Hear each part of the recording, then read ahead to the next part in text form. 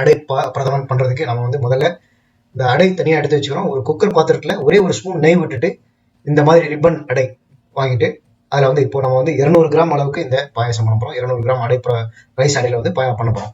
இதை வந்து அந்த பாத்திரத்தில் போட்டு நல்ல ஒரு 3 நிமிஷம் வந்து வறுத்துக்கோங்க. அதுக்கப்புறம் ஒரே ஒரு டம்ளர் அதில் தண்ணி ஊற்றிடுங்க. தண்ணி ஊற்றிட்டு தட்டு போட்டு மூடிடுங்க. அடுப்பை மீடியமாக வச்சுக்கோங்க. அந்த ஒரு 3 மினிட்ஸ்லேயே வந்து பார்த்தீங்கன்னா இது நல்ல வெந்துடும். அதே சமயத்தில் வந்து பார்த்தீங்கன்னா அடி பிடிக்கக்கூடாது, ரொம்ப முக்கியமானது. அதுக்கப்புறமா ஒரு 1/2 லிட்டர் பால் இதுக்காக தனியாக எடுத்து வச்சுக்காங்க. முதல்ல ஒரு 1/4 லிட்டர் பாலை அதில் ஊற்றிடும்.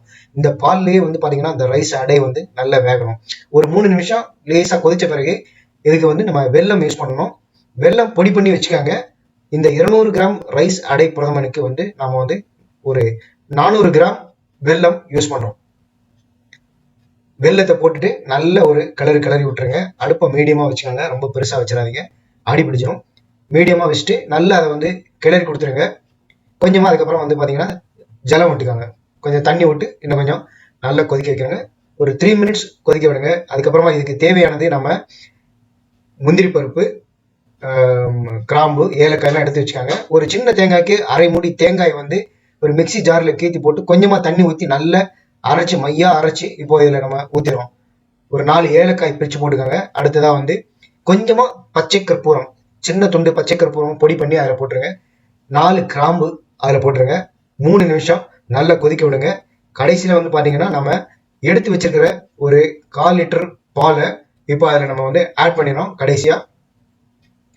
மேலும் ஒரு 3 மினிட்ஸ் இதை வந்து கொதிக்க விடுங்க. இந்த அடை பிரதமன் வந்து பார்த்தீங்கன்னா நல்ல ஓரளவுக்கு கெட்டியாக வந்துடும்.